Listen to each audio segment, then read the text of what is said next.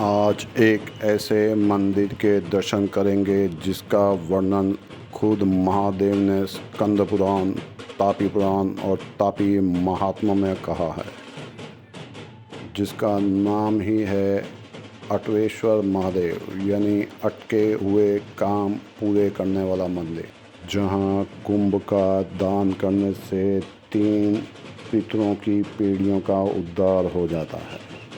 दूर दूर से हजारों भक्त भगवान का प्रसाद पाने के लिए यहाँ आते हैं। जहाँ तापी नदी में स्नान करके तापी जी का जल पी के जो यहाँ पे दर्शन करता है, भगवान शिव के अनुसार उसके 1000 जन्म के पाप नष्ट हो जाते हैं और वह स्वर्ग लोक में जाता है। ऐसा मैं नहीं कहता, स्कंद पुराण में खुद भगवान शिव ने कहा है।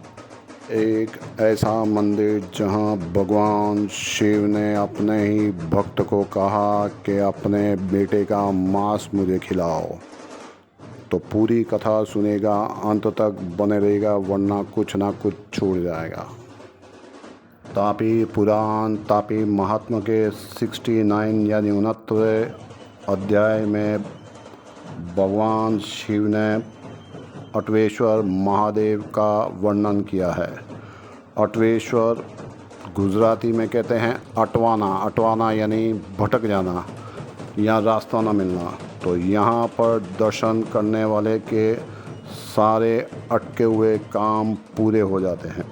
लेकिन कलयुग आते आते अटवेश्वर महादेव का नाम हो गया हाटकेश्वर महादेव।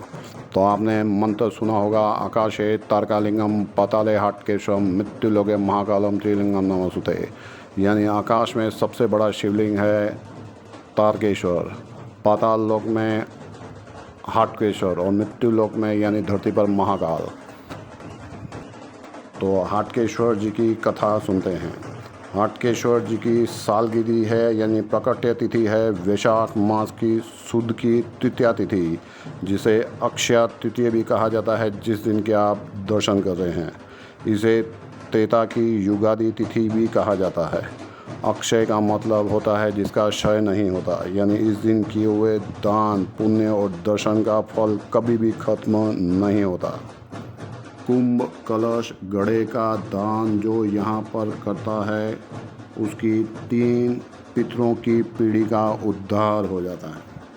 अक्षय तृतीया यानी आज के दिन जो यहाँ दर्शन करता है, तो देवता भी उसकी स्तुति करते हैं और वह स्वर्ग लोक में जाता है।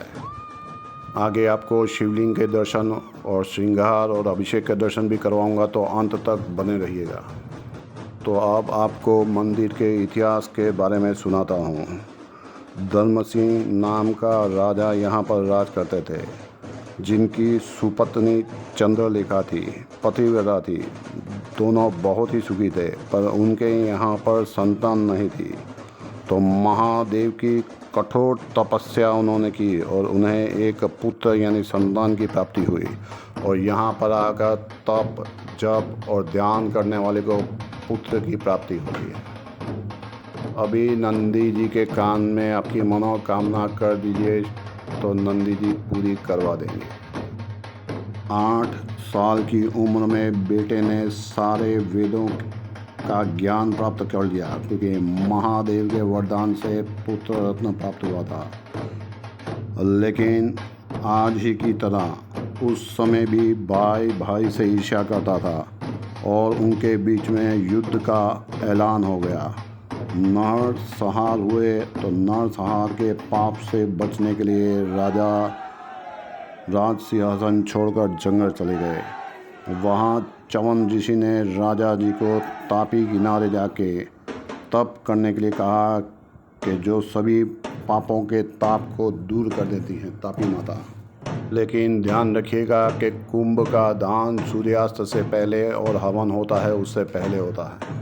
आजकल के भक्त भगवान छोटी सी परीक्षा लेते हैं तो भगवान बदल देते हैं, लेकिन उस समय के भक्त देखिए, भगवान ने भक्त की परीक्षा लेने के लिए एक सन्यासी का रूप लेकर आए और राजा से कहा कि मुझे खाने में मांस चाहिए और वो भी तुम्हारे बेटे का।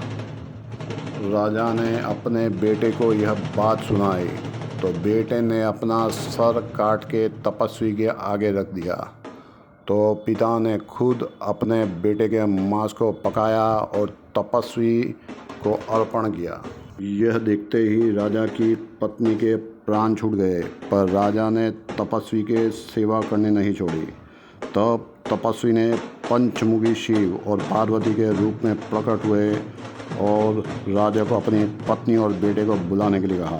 तो भगवान ने उन्हें फिर से जीवित कर दिया। भगवान ने वरदान मांगने के लिए कहा तो राजा ने कहा कि मैं अपने परिवार सहित आपके धाम में निवास करूं।